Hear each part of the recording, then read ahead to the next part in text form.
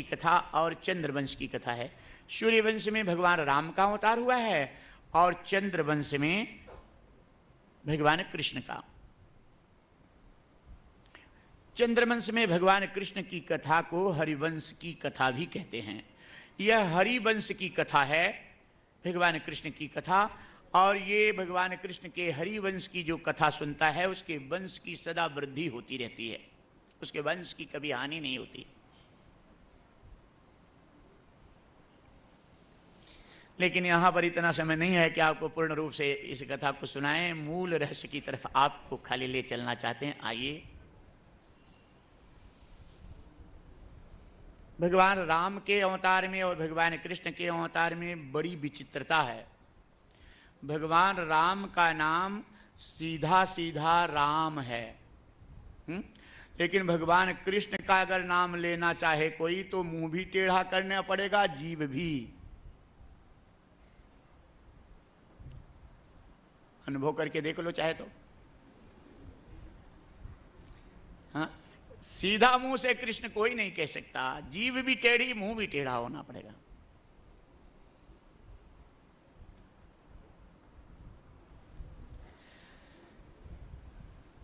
भगवान राम का जब अवतार हुआ था तो सारे देवता प्रसन्न थे। एक देवता चंद्रदेव बहुत दुखी थे। भगवान राम पूछे चंद्रदेव से कि चंद्रमा, सब आनंद और खुशियां मना रहे हैं, तुम इतना क्यों दुखी हो भाई? चंद्रदेव कहे, प्रभु आप तो समदर्शी हैं,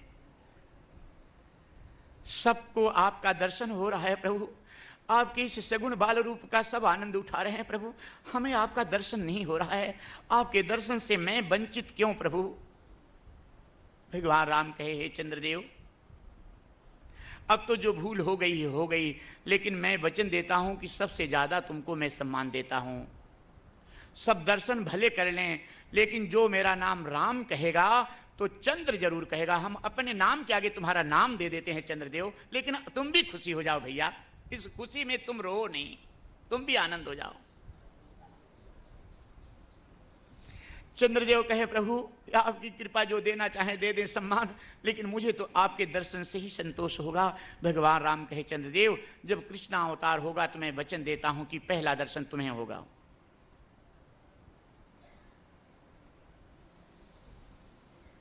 रात्रि भगवान से शिकायत की कि प्रभु आप तो समदर्शी हैं, दिन को इतना महत्व दे दिए, मैं रात्रि थी इसलिए आपकी ही हूं ना, रात्रि हूं तो क्या आपकी बनाई हुई है ना। भगवान राम कहे, हे रात्रि तू भी उदास मत बन, कृष्ण अवतार होगा तो तुझे सम्मान दूंगा, रात्रि में उतार लूंगा। कारागार रोने लगा कि हे प्रभु आखिर कारागार में स्वयं थोड़ी पैदा हुआ हूं, आपने ही तो बनाया है नियम का पालन करने के लिए, आपने राजमहल में अवतार लिया, सम्मान दिया, और मुझे भगवान कृष्ण कहे, हे कारागार तू चिंता मत कर, कृष्ण अवतार मेरा होगा तो कारागार में होगा, तुझे भी सुशोभित करूंगा मैं।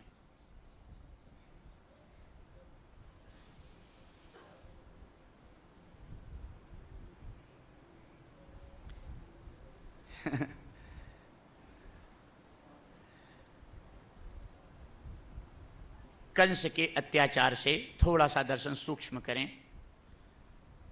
आगे अभी 4 दिन की कथा है तो उसमें आपको दर्शन कराएंगे। कल सवेरे की कथा में पूतना वध, उद्धार, शक्तासुर उद्धार, और शाम की कथा में बड़ा अद्भुत दर्शन होगा मटकी का माखन चोरी लीला का।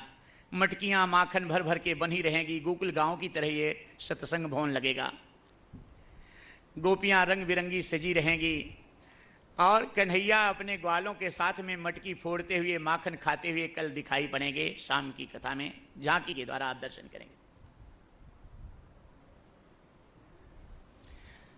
और कल 6 तारीख है, और एक आपको प्रसन्नता का, आनंद का विषय बता दूं, सूचना बता दूं कि कल शाम को 3 से 6 तक कथा होगी, सवेरे 9 से 12, शाम से 3-6, और उसके बाद आप स्वस्थ जलपान भोजन पान करके जल्दी से तैयार होकर के फिर आ जाना। 8 से 10 बजे तक कल रात्रि को सुंदर भजन का आयोजन होगा।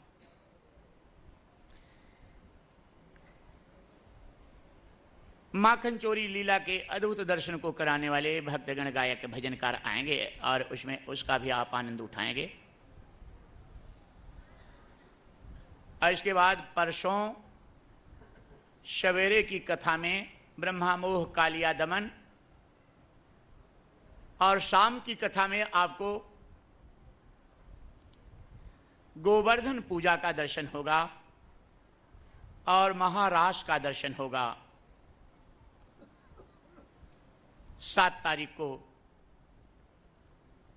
8 तारीख को गोपियों के वियोग का सुंदर प्रेम दर्शन सवेरे की कथा में, और शाम की कथा में वध, और इसके बाद उद्धव चरित्र और रुक्मिणी विवाह का आयोजन होगा।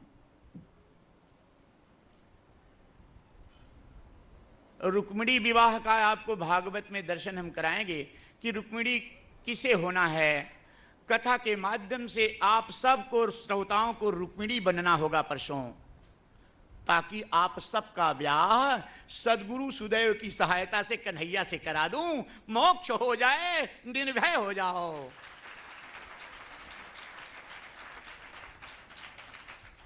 रुक्मिणी का अर्थ होता है निर्मल बुद्धि, शुद्ध बुद्धि, शतोगुणी निर्मल शुद्ध बुद्धि, जो प्रभु को पाने के लिए उतावली बुद्धि, समर्पित बुद्धि ही रुक्मिणी। ऐसी बुद्धि बना करके आप सब रुक्मिणी की तरह सज करके अपने मन को दुल्हन बना लेना, श्याम को दूल्हा बना करके ब्याह करा करके निर्भयता आनंद परमानंद से मिल करके सदा सदा के लिए निर्भय हो जाना।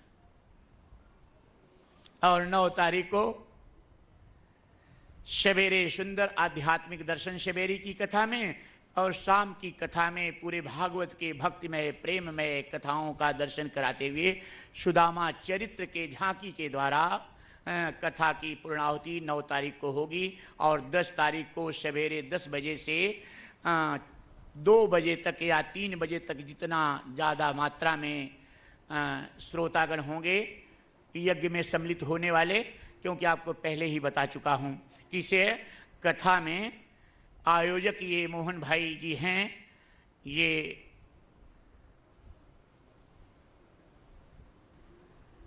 मोहन भाई पटेल। लेकिन एक परिवार ये आयोजन इसलिए नहीं है कि अपने कल्याण के लिए, कि ये परिवार मोहन भाई जी और ये परिवार इनका जो है ये लोक कल्याण के लिए, भगवत भक्ति के लिए 11 दिवसीय शतगुणी इस कथा का आयोजन किए हैं, भक्ति में रस में डूब करके, जिसमें कि ये शतगुणी कथा में सबको समान अधिकार है, पूजा का, सबको आरती का, अपने कल्याण का, सबको समान अधिकार, सबको समान फल मिले, ऐसी भावना से ये कथा हुई है। इसलिए जो यज्ञ इस कथा की पूर्णाहुति में होगी, उस यज्ञ में कोई भी भक्त अगर सम्मिलित होना चाहे तो सबके लिए स्थान दिया जाएगा।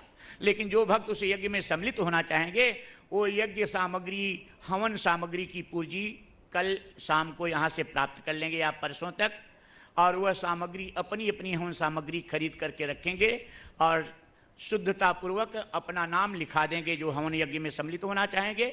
यज्ञ हवन में सम्मिलित होने के लिए कोई शुल्क या कोई दक्षिणा आपको नहीं है किसी को, कि आपको इतना देंगे या ये करेंगे तो ही सम्मिलित। बिना दक्षिणा बिना शुल्क के लोक कल्याण की उत्तम भावना से यज्ञ करके अपना कल्याण करने के सबके का स्वागत होगा। उसमें नियम और शुद्धता जो होगी वो बताई जाएगी आपको, उसका नियम का पालन करते हुए आप जो भी यज्ञ में सम्मिलित होना चाहेंगे 10 तारीख को, वो कल परसों में अपना नाम यहाँ पर नीचे गेट पर बैठे हुए कार्यकर्ताओं को लिखाते जाएंगे, ताकि कितने लोग यज्ञ में सम्मिलित होंगे उसी तरह से यज्ञ करने कराने की विधि की व्यवस्था यहाँ पर हम पहले से करेंगे।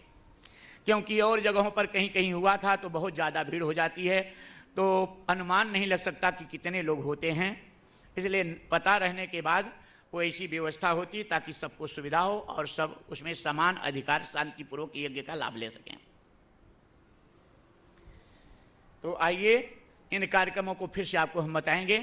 जिस प्रसंग पर चल रहे थे, ऐसे प्रसंग की तरफ कम समय होने की वजह से आइए देखा जाए, दर्शन किया जाए। प्रेम से बोलिए जय श्री कृष्ण। विस्तृत दर्शन संभव नहीं है, इसलिए थोड़ा थोड़ा दर्शन करते हुए सबका आनंद लेंगे आप।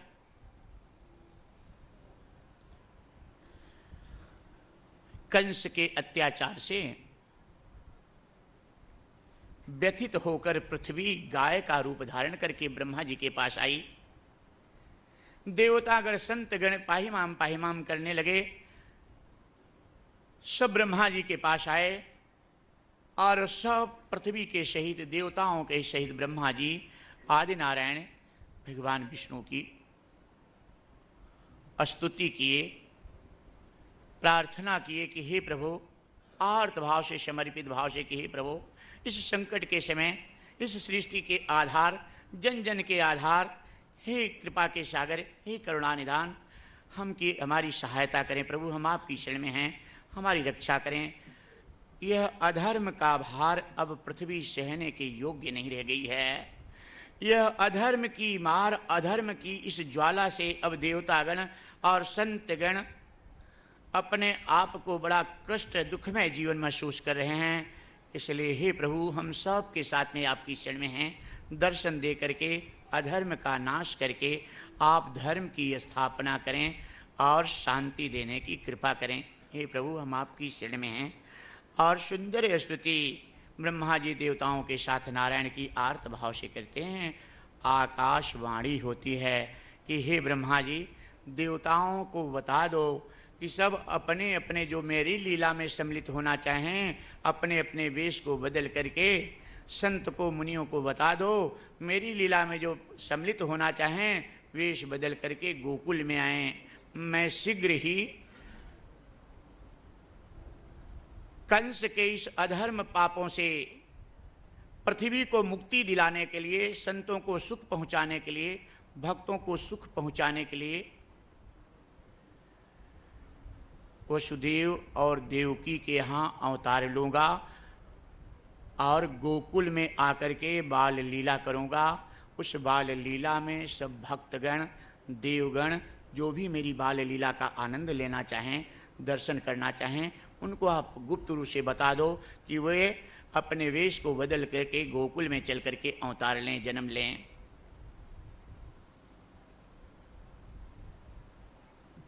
भगवान को प्रणाम करके, आकाशवाणी सुन करके ब्रह्मा जी संतुष्ट हुए और मुनियों और देवताओं को, देवतागणों को, ऋषियों को संकेत बताए आकाशवाणी का। पृथ्वी को संतोष दिए, साहस दिए।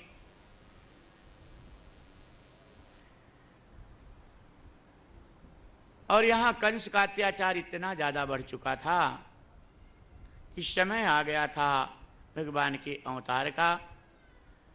कंस की चचेरी बहन जो देवकी थी, कंस उससे बहुत प्रेम करता था।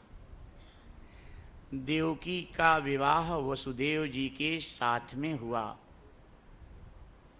देवकी बहन की जब विदाई होने लगी कंस के यहाँ, तो आप इसी से अनुमान लगा लो कि इस देवकी से कंस कितना प्रेम करता था, कितना प्यार अपनी बहन से करता था कि ये राजा कंस, जिसके पास सेना, सेवक, रथी महारथी की कोई कमी नहीं, लेकिन अपनी बहन देवकी की विदाई में जिस रथ पर विदा होकर ये देवकी बैठी थी, उस रथ को स्वयं कंस अपने हाथों से चला रहा था कि अपनी बहन का रथ विदाई का मैं चलाऊंगा। इतना प्यार करता था कंस देवकी से।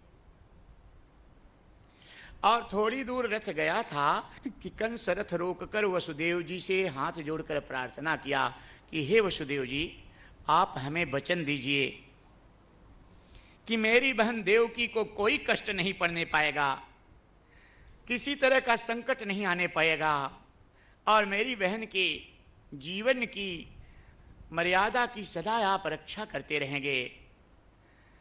वसुदेव जी वचन देते हैं कंस को कि हे राजन, आपको मैं वचन देता हूँ, आप जैसे कह रहे हैं वैसे ही वचनों का पालन करूँगा। इसके बाद थोड़ी ही दूर गए थे, कंस गया था कि तब तक आकाशवाणी हो गई। अरे कंस,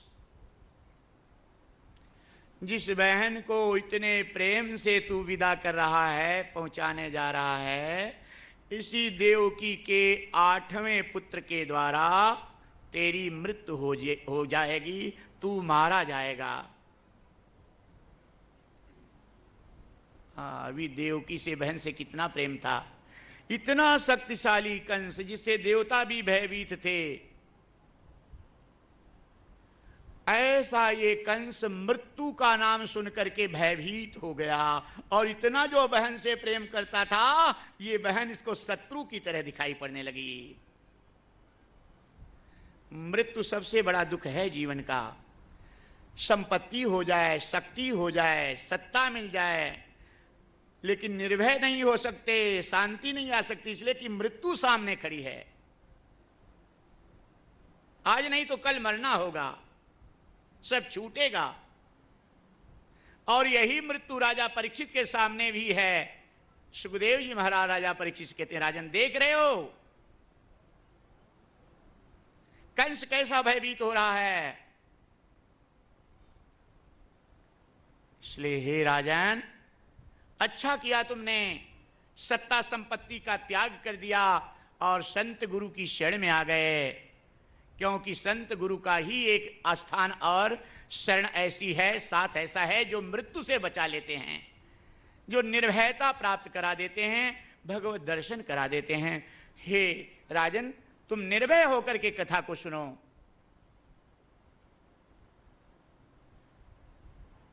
कंस तलवार निकाला देवकी को मारने के लिए, कि इसको अभी मैं मार डालूंगा, ये रहेगी ही नहीं, तो इसका 8वें गर्भ से 8वां पुत्र जन्म कहां लेगा, मुझे मारेगा ही कहां।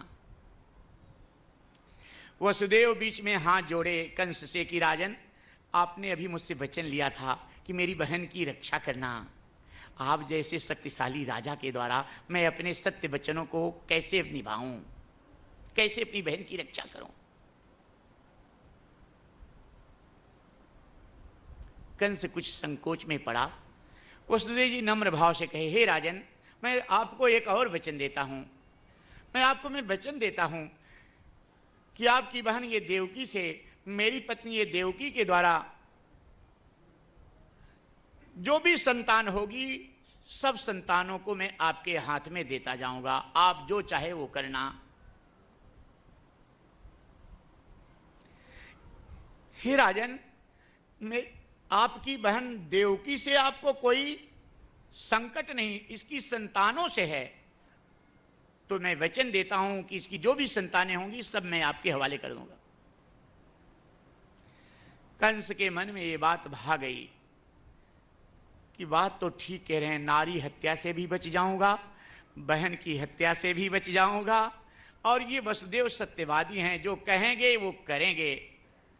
ऐसे लिए कंस छोड़ दिया देवकी को, लेकिन ऐसे खुला नहीं छोड़ा, वसुदेव के साथ में कारागार में डाल दिया।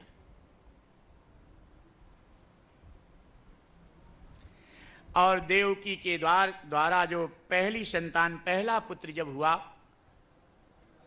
देवकी अपने पुत्र को बार बार निहारने लगी। उस मां को पता चलता है, जो किसी बालक को, किसी पुत्र को अपने गर्भ में 9 महीने तक गर्भ धारण करके कष्ट सहे और प्रसव पीड़ा सहे, और बच्चा जन्म ले, और उस माँ की गोदी से कोई बीमारी और रोग न हो, और उस माँ की गोदी से बच्चे को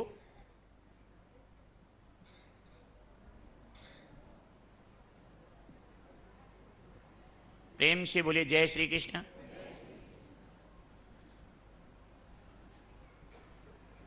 उस माँ की गोदी से बच्चे को कंस छीन करके और उसी के सामने पत्थर पर पटक कर उसके बच्चे को मार डाले, उस माँ के ऊपर क्या बीतती।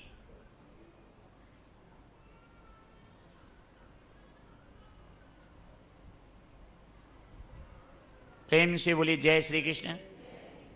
एकाग्रता बनी रहे, ऐसा ख्याल करना।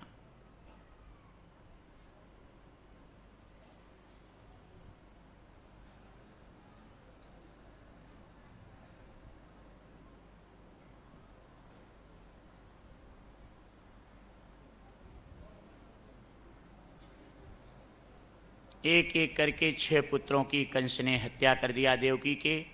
7वां गर्भ रहा तो प्रभु की प्रेरणा से महायोग माया के द्वारा यह 7वां गर्भ रोहिणी के गर्भ में प्रवेश कराया गया, जिससे बलदाऊ भैया का जन्म हुआ। भादव मास की कृष्ण पक्ष की अष्टमी की अर्धरात्रि के समय कारागार में भगवान कृष्ण का चतुर्भुज रूप में अवतार हुआ और भगवान वसुदेव देवकी को अपना दर्शन देकर पुत्रों का जो दुख था उस दुख से अपने माता पिता को मुक्ति दिलाए और आदेश दिए कि गोकुल में नंद बाबा के यहाँ यशोदा की गोद में एक कन्या जन्म ली है।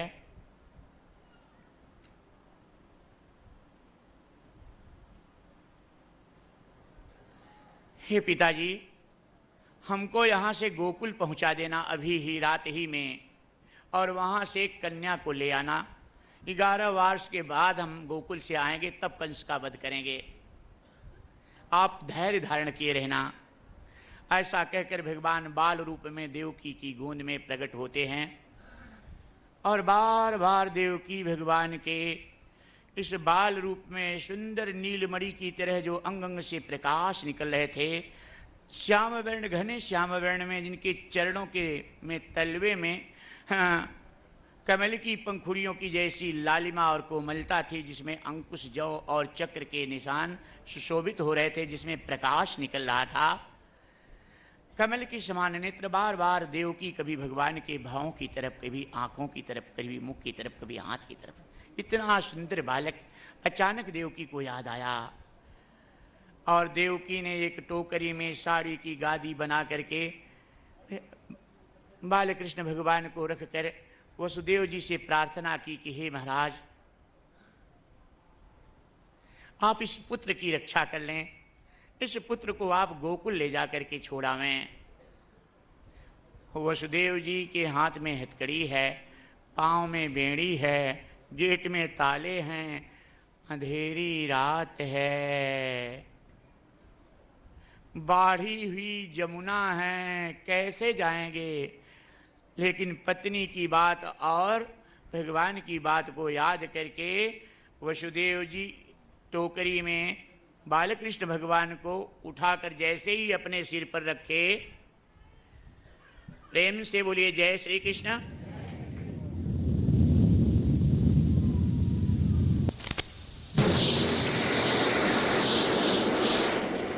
लेकर बाहर निकले, गेट के ताले खुल गए, पहरेदार सो गए और बादल घिरे हुए थे, बिजली कड़क रही थी, गड़गड़ाहट आकाश में देखें। ऐसी अवस्था में वसुदेव जी भगवान कृष्ण को लेकर के बाहर निकलते हैं यमुना पार करने के लिए कारागार से। आप लोग शांतिपूर्वक बैठे रहेंगे, वसुदेव जी भगवान जी को लेकर के निकलेंगे, ये दर्शन आप करेंगे।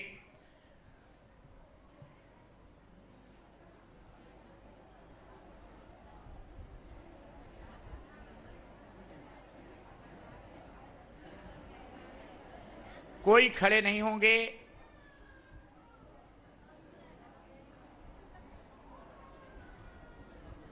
प्रेम से बोले जय श्री कृष्ण। बड़े मुश्किल से देवकी जी कन्हैया को चुप करा रही हैं, बार बार देख रही हैं कि जाते समय कन्हैया रोए न, ताकि आवाज सुन करके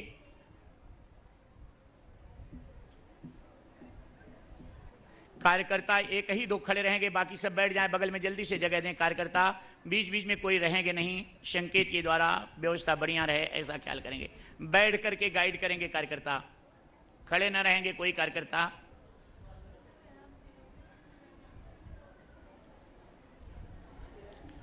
और वसुदेव जी निकलते हैं, यमुना के तट पर पहुंचते हैं। सुखदेव जी महाराज राजा परीक्षित से कहते हैं, राजन देख रहे हो, जैसे ही भगवान को वसुदेव जी अपने मस्तक पर धारण किए, वैसे हाथ की हथकड़ी खुल गई, पांव की बेड़ी खुल गई, गेट के ताले खुल गए, सारे बंधन टूट गए। इसलिए हे राजन, सुखदेव जी राजा परीक्षित से कहते हैं, हे राजन, इसी तरह से भगवान को अपने ध्यान में धारण कर लो, माया के सारे बंधन टूट जाएंगे, तक्षक काल तुम तक नहीं आ पाएगा, निज स्वरूप का बोध हो जाएगा, निर्भय हो जाओगे। राजन, प्रभु को अपने मस्तक में ध्यान में धारण कर लो। और गोकुल धाम में यशोदा रानी के पास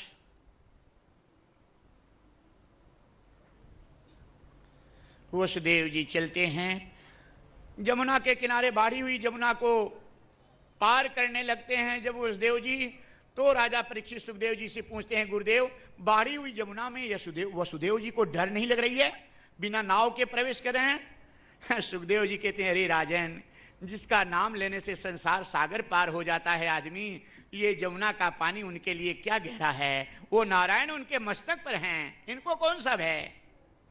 पहला प्रणाम यमुना मैया ने भगवान क्या की, बढ़ने लगा पानी। समझकर मेरे पिता को दिक्कत न हो इसलिए भगवान अपना दाहिना अंगूठा नीचे झुका दे। यमुना मैया ने कमल का पुष्प चढ़ा करके भगवान को नमन किया। पहली पूजा यमुना मैया ने भगवान की दर्शन की। आज भगवान की महायोग माया के प्रभाव से कुत्ते भी सो गए हैं, कुछ कुचवा पक्षी उलूक भी नहीं बोल रहा है। रात्रि का समय, जिम्मेदार नंद बाबा का गेट दरवाजा खुला है और बादल रह रह करके कड़क रहे हैं, बिजलियां।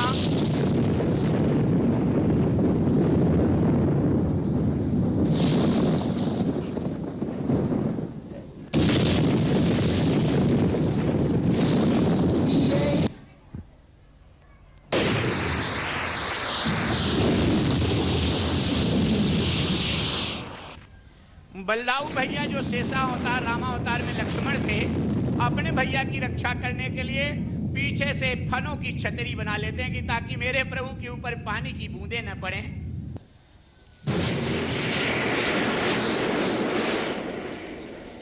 और यमुना को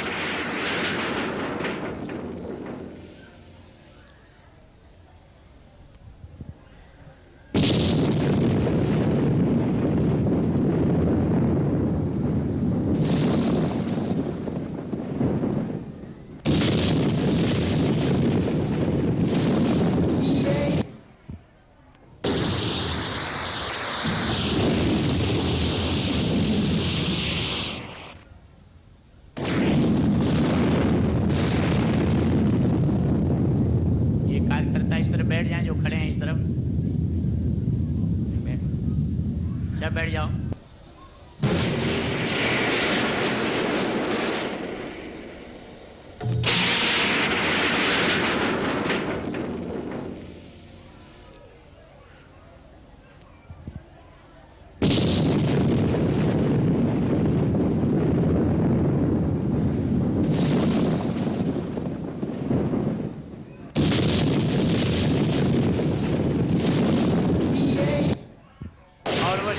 यमुना को पार करते हुए धीरे धीरे गोकुल में प्रवेश कर जाते हैं। बोलिए भक्त वत्सल भगवान की। और सोती हुई यशोदा की गोद में वसुदेव जी कन्हैया को ले जाते हैं, धीरे से टोकरी उतारते हैं। चुपके चुपके धीरे से जल्दी जल्दी वसुदेव जी चले जाते हैं यशोदा के पास कन्हैया को लेकर के।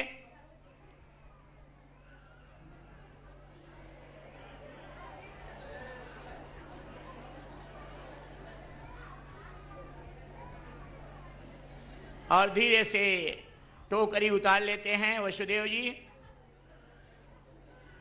यशोदा की गोद में कन्हैया को रख करके वसुदेव जी जल्दी से कन्या को लेकर के वापस सिर पर टोकरी चले जाते हैं।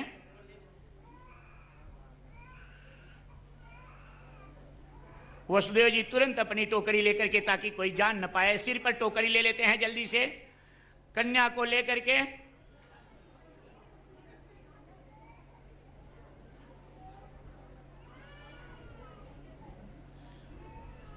वसुदेव तुरंत निकल जाते हैं वहां से। और रोने की आवाज सुनकर के सुनंदा आकर सवेरा होता है और यशोदा को बताती है कि तुम्हें पुत्र हुआ है। और सब आनंद में मस्ती में झूम जाते हैं। नंद घर आनंद भयो, जय कन्हैया लाल के। नाचती हुई गोपियां खड़ी हो जाती हैं।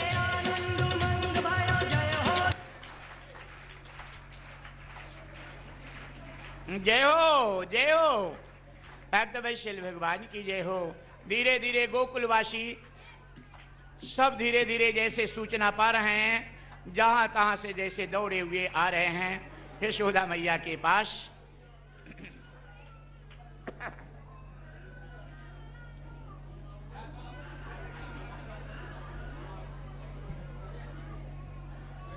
कन्हैया के रोने